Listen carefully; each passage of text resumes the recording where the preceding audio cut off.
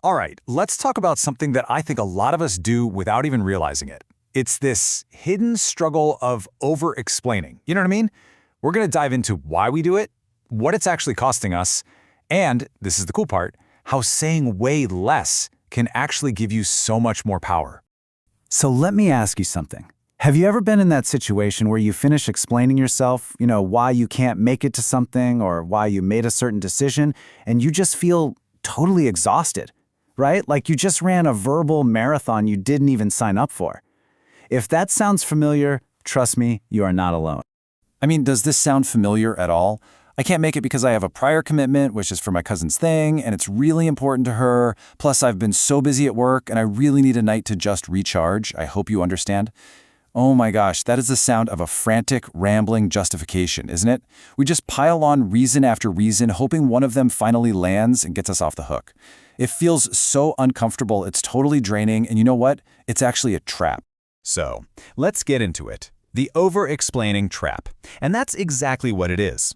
See, we have this mistaken belief that the more words we use, the more understanding we'll get from people. But the reality? It's the complete opposite. All those extra words, they're just chipping away at our own power. And yeah, falling into that trap over and over again, it comes with a real cost, a real psychological price. That feeling of being totally drained that we talked about, well, it actually has a name. It's the price we pay for constantly having to justify our own lives, and it leads to something called self-justification fatigue. So, self-justification fatigue, it's the emotional and mental exhaustion that comes from constantly feeling the need to explain and defend your choices, your boundaries, and your actions to other people. And this is so important. This isn't just about being tired of talking. No, it's that deep, soul-level weariness you get when it feels like your life choices are constantly on trial and you're forced to be your own defense attorney 24/7. Okay, this slide really gets to the heart of it. The disconnect is huge. What do we think we're doing? We think we're providing clarity, right? Or just being respectful. But what are we actually doing? We're seeking approval. And by doing that, we're handing over control. It's like we're subconsciously saying, hey, is my decision okay with you? Please validate me. And in that moment, boom, we've just handed them the strings. Okay, so if adding more and more words is the problem, what's the solution? Well, it's something really simple, totally counterintuitive, and believe me, incredibly powerful. Let's talk about the power of silence. Because as it turns out, the single most effective, the most powerful, and honestly, the most respected explanation you can ever give someone is often no explanation at all. Let that sink in for a second. You have to remember this. No is a complete sentence. Your decision does not require a 5-page report with supporting documents. It just stands on its own.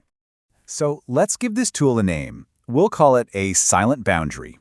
It's a clear limit or a simple no that you state once, without offering any more justification or defense.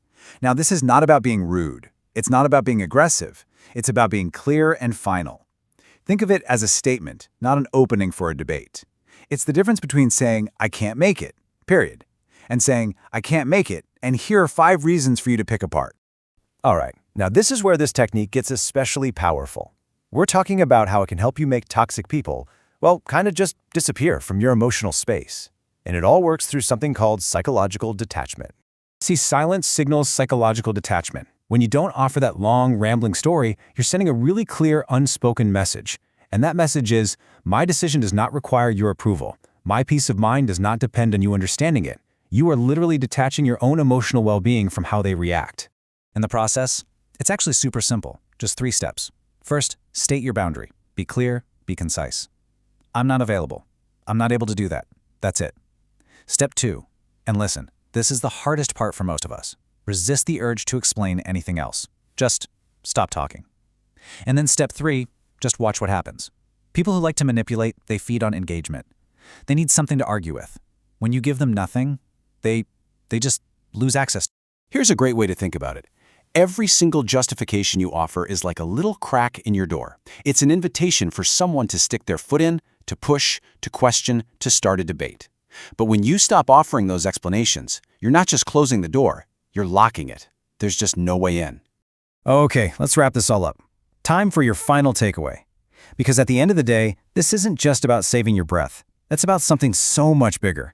It's about reclaiming your power and your peace of mind.